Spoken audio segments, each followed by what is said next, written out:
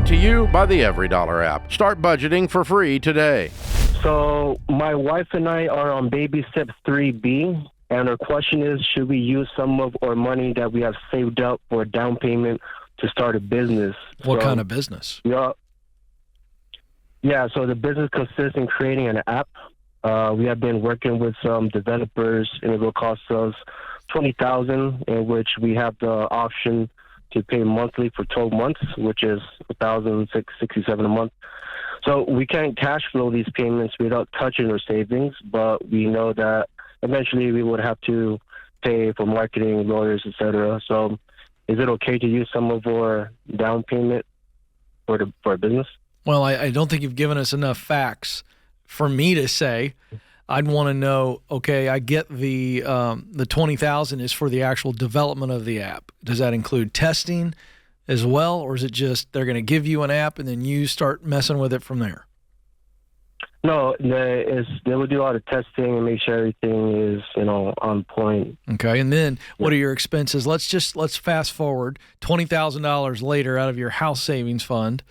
And let's say we got an app, it's been tested, debugged, it's actually working, but now we actually have to get people to use it. What's that going to cost you? Yeah, that I couldn't tell you yet. We're obviously not at that point, but... Well, but so there's my keep answer. On saving money and you're not ready. You have money saved up. Well, the biggest question is, will this even ROI? Would you be okay if you lit $20,000 on fire and it delayed your house dreams by a year or two? He doesn't know. If we play it out, if you play out a worst case scenario, if this is a total failure, you build an app. No, I'm just playing it out to get you to a decision here. Mm-hmm. And so if this did not ROI, you just blew $20,000. Now you're behind on your house dream. Is that okay with you? I feel like that would be okay. We have $60,000 for a down payment. Okay. I'm going to be a little. And again, these 20,000 with the cash flow, we don't even have to touch those 60,000 at the moment. Yeah, but I appreciate George's question. I'm going to be a little bit more strict on this. The fact that you can't tell me what the next stage of the business looks like, I'm not knocking on you. I'm not trying to be unkind. That's horrible. I wouldn't burn $20,000 and be okay with it under any circumstance. So I appreciate what George is asking. I get it. But I'm telling you, no, you don't even know what the next stage of the business looks like. You shouldn't spend $20,000 on any business idea until you have gotten a whole lot of answers, and you can sit there and say with intelligence in less than 30 seconds or less, here's what my risk factor is, and it's well worth the risk. But you don't have enough information to even answer George's question. So for that reason, George, what am I? You're out. I'm out. You just got Shark Tanked. Okay. You're not ready. You're not ready. Well, think about it this way, Charles. The safer bet's the house, George. You put $20,000 into the house, that's a guaranteed return in the form of guaranteed equity. Ding, ding, ding. I need you a little put $20,000 into an app, and we've seen it happen too many times. People get excited about this business idea. They pay this company to produce it, and all of a sudden it just sits there because they didn't think about what's next. How are we going to market it? How are we going to monetize it? Are we going to charge $20? Okay, well, Apple's going to take 30% off the top. Are we going to do it free with a freemium model where you can buy things within the app? These are the steps you got to think about when it comes to this business. What is the app? I'm just curious. Okay, so it's a app is for a dog and daycare boarding. So it wouldn't be for the U.S. It would be for the country my wife and I were born and raised at. And we're just doing some Google research. Like roughly 50% of the population have at least one dog in the household. Okay, so this would be, you live in the U.S., you're going to try to create an international app? Or that's just for one country? Yeah, so we have dual citizenship, so, it would be easy for us to just go there and start developing there. And so the app would allow dog owners to use your app and get daycare services when they're looking for some? Correct, yeah. We've done some research, and there's no app like that in that country. Well, there might be a reason. All right? There might be a good reason. There might be a bad reason.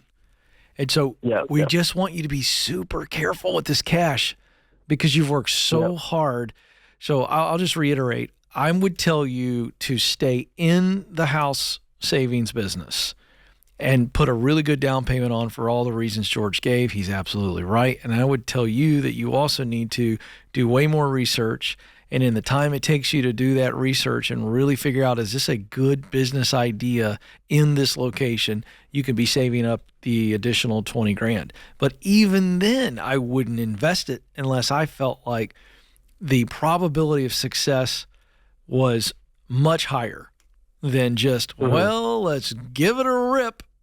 That's never a good idea. It needs to be, we've done market research. We know there's a need for this. We have a wait list of 20,000 people who want access to it. That's where I get excited and go, all right, this has some legs on it. Yeah. So maybe start small. Maybe build a website where it's very archaic and primal, and you go there and you click a few links, but that's going to cost you $100 versus 20 grand. Oh, I like that, George. So I think there's better ways to go about this before you go drop that kind of money. Yeah. So I don't want to squash your dreams. This could be a brilliant idea. Yeah. But I want you to do it in a way that doesn't derail your other financial goals. That's right. I appreciate it. Can I ask a real quick follow-up question? Yeah, go. Yeah, so since my wife and I are self-employed, should we both open a Roth IRA and max them out during this process? Well, if you're in baby step 3B, many choose to invest 15%. And so 15% gets you to maxed out Roth IRAs, that's great.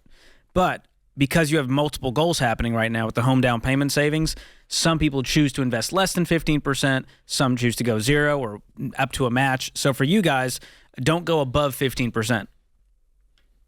Okay, and we're also putting $200 in S&P 500. So should we stop doing that? In a brokerage account outside of retirement? Yeah. I would pause on that and stick to your tax advantaged accounts first in retirement. Later on down the road, then we can start looking at those brokerage and bridge accounts. Gotcha. Yeah. Good question, okay, Charles. cool. And hey, man, we're for you. We really are. We just want you to be really, really smart, really, really slow. Slow and smart don't get a lot of clicks on TikTok and Instagram when it comes to advice for businesses. They just don't, because you know why? Nobody gets excited about slow and smart. But let me tell you what slow and smart leads to, George. Wealth. Rich people like slow and smart. They're not impulsive. Because they've done it over and over again. People that are impatient, wannabes, they like the fast. Fast and dumb leads to broke. Fast and dumb. Woohoo, I love it. But this TikTok guy said, and he's got 9 million views. Yeah, well, he's broke, living in his parents' basement. Create your free every dollar budget today, the simplest way to budget for your life.